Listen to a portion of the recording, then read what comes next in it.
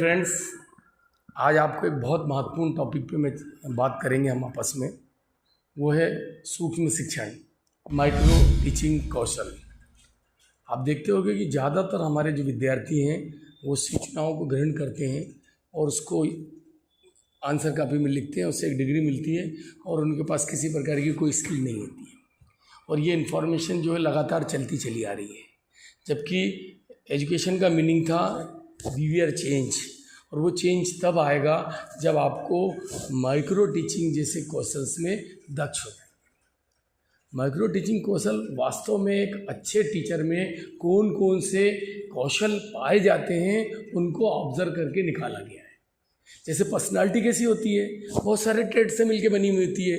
Personality में उसका बौद्धिक स्तर भी देखा जाता है, सामाजिक स्तर भी देखा जाता है, उसके हाइट, लेंथ, बोलचाल, व्यवहार सब देखे जाते हैं। इसी तरीके से एक अच्छे टीचर में विभिन्न कौशलों का समूह पाया जाता है। तो वो जो कौशल कौन से हैं, हमारे विद्वानों ने उसको ऑब्जर्व किया और लगभग 22 कौशल ऐसे हैं जिनका अध्यापन करके एक अच्छे टीचर का हम निर्माण कर सकते हैं। भारतवर्ष में इतनी सारी आबादी है कि सारे लोगों को गॉड गिफ्ट टीचर से पढ़ाना पॉसिबल नहीं है। इसलिए हमारे यहाँ सरकार ने क्या करी है कि टीचरों को ट्रेन करने के लिए, अध्यापक बनाने के लिए बीएड, डीएड और आरआई जैसे संस्थान स्थापित किए हैं, जहाँ पे टीचरों को ट्रेन करके दक्ष बनाया जाता है ताकि वह अच्छा अध्यापन करें और सूचनाओं को ज्ञान में परिवर्तित कर पाएँ। तो वो कौन से कौशल हैं, आज हम उनकी चर्चा करेंगे। महत्वपूर्ण कौशलों की हम बात भी करेंगे, लेकिन उससे पहले हम देखेंगे कि माइक्रो टीचिंग कौशल क्या है। जहाँ हमने माइक्रो की बात करी, माइक्रो का मतलब ही होता है छोटा या कम। जब भी हम कोई प्रैक्टिस करते हैं, यदि हम उसको आकार छोटा कर लें, स्टूडेंट की संख्या छोटा कर लें और जो हमारा मटेरियल है, कंटेंट, उसको छोटा कर लें, तो शायद हमारे को परफेक्शन लाने में आसानी हो जाएगी। तो सूक्ष्म का मतलब होता है कक्षा के आकार को कम करना, विषय वस्तु को कम करना और समय अवधि को कम करना। आकार जो है स्टूडेंट का लगभग 10 से 15 का हो जाता है और जो समय है हमारा वो 6 से 7 मिनट का हो जाता है। शिक्षण की बात करें तो शायद आज भी लोग शिक्षण नहीं कर रहे हैं, आज भी लोग इन्फॉर्मेशन को ट्रांसफ़र करने का काम कर रहे हैं। शिक्षण तो वो है जो जादू करता है, जो ब्रेन स्टॉर्मिंग करता है, और जो हमारा अध्यापन कार्य है वो सूचना को, अवधारणा को स्पष्ट करते हुए ज्ञान के सर्जन में कन्वर्ट कर देता है, बदल देता है। यदि आप अपने सूचनाओं से व्यवहार में परिवर्तन कर दे रहे हैं, उसको क्रिएटिव बना दे रहे हैं विद्यार्थी को, तो तब आप अध्यापन करा रहे हैं। अन्यथा आप इन्फॉर्मेशन को क्या कर रहे हैं, केवल ट्रांसफ़र कर रहे हैं। तो अध्यापन बहुत बड़ी चीज़ है और अध्यापक उससे भी ऊंची चीज़ है, तो उसको इन कौशलों का ज्ञान मस्ट है। कौशल एक जैसे या समान व्यवहारों के समूह को कहते हैं। यहाँ पे हम किसी एक कौशल पे बार बार प्रैक्टिस करते हैं ताकि उसमें वो दक्ष हो जाए। जब उसमें दक्ष हो जाता है तो हम दूसरे कौशल की बात करते हैं, फिर तीसरे की बात करते हैं। इस तरीके से जो महत्वपूर्ण कौशल हैं उनमें जब हम दक्ष हो जाते हैं तो एक इंटीग्रेटेड लेसन प्लान के माध्यम से हम हमारा अध्यापन कार्य कराते हैं और सारे कौशलों को उसमें जो जब जरूरत पड़ती है उसका उपयोग करते हैं।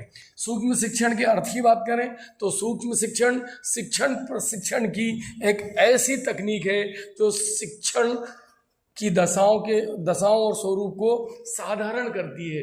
इसका मतलब जितनी जटिलता है उनको क्या करती है, वो कम करने का काम करती है और अभ्यास को केवल एक विशेष शिक्षण कौशल के लिए संकुचित करती है। जब भी हम किसी कौशल की बात करेंगे तो पर्टिकुलर उसी के ऊपर अभ्यास करेंगे, दूसरे कौशल के साथ उसको मिक्स नहीं करेंगे। अभी हम आगे जब पढ़ेंगे तो सबके अपने अपने घटक होते हैं और उन घटकों को हमको सेपरेट पढ़ना पड़ेगा। और शिक्षण की अवधि और शिक्षण के कक्षा के आकार को कम करती है। हमने इसको डिफाइन किया है। एक्चुअल में जो शिक्षण प्रशिक्षण संस्थाएं हमारी बनी है माइक्रो टीचिंग, उनमें अध्यापकों को ट्रेन करने की प्रोसीजर है। Micro teaching is a training process, ना कि टीचिंग मेथड। मतलब जो सूक्ष्म शिक्षण है वो वास्तव में प्रशिक्षण के दौरान अपनाई जाने वाली एक प्रक्रिया है, ना कि कोई अध्यापन की शिक्षण विधि है। हम सूक्ष्म शिक्षण के गुणों की बात करें कि उसकी विशेषता क्या होती है या उसके कैरेक्टरिस्टिक क्या होते हैं, तो जो सूक्ष्म शिक्षण है वास्तविक शिक्षण है। मतलब इसमें एक्चुअल टीचिंग होती है, भले ही छात्र अध्यापक और छात्र अध्यापक के बीच में होती हो। यह शिक्षण की जटिलताओं को कम करने में मदद करता है। वो एक एक कौशल इतनी बारीकी से बनाए गए हैं कि जितनी चीज़ें पढ़ाई जाती हैं उनकी जटिलताओं को साधारण करने में हमारी मदद करता है। इसमें छात्र अध्यापक का ध्यान एक ही कौशल पर केंद्रित रहता है। हमने जैसे आपको बताया कि 22 स्किल्स हैं, जिसमें से 8 स्किल्स ऐसी हैं जो आपको रोज काम में आएंगी। उद्देश्य लिखन वाली हो, श्यामपट वाली हो, व्याख्यान कौशल की हो, उद्दीपन परिवर्तन की, दृष्टांत कौशल की हो या खोजपूर्ण प्रश्न की हो। इस तरीके की आपको 8 रोज काम में आने वाली हैं, उनके घटक रोज काम में आने वाले हैं। तो वो आपको पर्टिकुलर उसकी गहराई तक ले जाएंगे ताकि आप इंफॉर्मेशन को नॉलेज में कन्वर्ट करने में विद्यार्थी के साथ मदद कर सकते हो।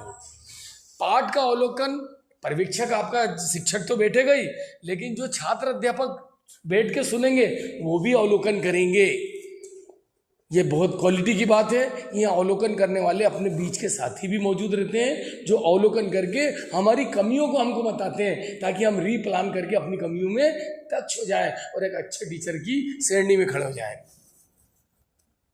इसमें तत्काल, यहाँ ऐसा नहीं होता कि कल परसों पता लगेगा। जैसे आप पढ़ाते हैं, पढ़ाने के जस्ट बाद फीडबैक दिया जाता है और अगर फीडबैक में कोई करेक्शन आता है तो आपको समय दिया जाता है कि पुनः प्लान करो, और पुनः प्लान के बाद में आपको पुनः टीच करने का दोबारा मौका दिया जाता है और दोबारा पुनः फीडबैक लिया जाता है ताकि आप उस कौशल में दक्ष हो जाओ। बहुत सारे लोग सूक्ष्म शिक्षण की साइकिल के बारे में जानना चाहते हैं। तो जो सूक्ष्म शिक्षण का चक्र है, माइक्रो टीचिंग की साइकिल है, वो 36 मिनट में पूरी होती है। अब कैसे पूरी होती है उसको हम जानना चाहेंगे इस चक्र के माध्यम से। हमने सबसे ऊपर देखा प्लान। जो भी कौशल की आप शिक्षण देने वाले हैं उस कौशल का आपको घर से एक प्लान बना के अपने पर्यवेक्षक से चेक करा के लाना है। इसका समय यहाँ काउंट नहीं हो रहा है। ये जो प्लान है आपका, इस प्लान को आप तैयार करके लाएंगे। जब आपकी बारी आएगी आप अपने छात्र अध्यापक और पर्यवेक्षक के माध्यम से वो जो आपका प्लान है वो आपके पर्यवेक्षक के पास रहेगा, वो उसको देखते जाएगा, आप टीच करेंगे। टीच करने के बाद आपको आपके टीचर और आपके जो साथी हैं क्या करेंगे, फीडबैक देंगे। यदि इस फीडबैक में कोई करेक्शन करने की गुंजाइश है तो आपको एक समय दिया जाएगा कि आप अपने प्लान को क्या करें, रीप्लान कर लें। अब इस रीप्लान के बाद में आपको दोबारा मौका दिया जाएगा कि आप रीटीच करें जो आपने पहले पढ़ाया था। अब जो कमी थी उसको दूर करके पढ़ाना है। फिर आपके पास रीफीडबैक आएगा। मे बी पॉसिबल कि इस रीफीडबैक तक आप अपने कौशल में दक्ष हो जाएंगे। इसकी समय सीमा बंधी हुई है कि पहले जब आप टीच करेंगे तो 6 मिनट लगेंगे आपको। 6 मिनट में फीडबैक दिया जाएगा, 6 और 6 12। लेकिन प्लान बनाने के लिए आपको 12 मिनट दिए जाएंगे, 12 दूनी 24। और रीटीच के लिए आपको 6 मिनट और रीफीडबैक के लिए आपको 6 मिनट दिए जाएंगे। तो ये फिर 12 हो गए, 12 दूनी 24, 12 तिया 36। तो माइक्रो टीचिंग की एक साइकिल, एक कौशल की 36 मिनट में कंप्लीट हो जाती है। यदि आपको अपनी इंफॉर्मेशन को, कंटेंट को कंसेप्ट में बदलकर नॉलेज में बदलना है तो आपको अपने माइक्रो टीचिंग में दक्ष होना पड़ेगा। माइक्रो टीचिंग वो प्रोसेस है जिससे आप एक अच्छे टीचर बन जाएंगे। अग्रिम शुभकामनाएं आपको एक अच्छे टीचर बनने के लिए। धन्यवाद।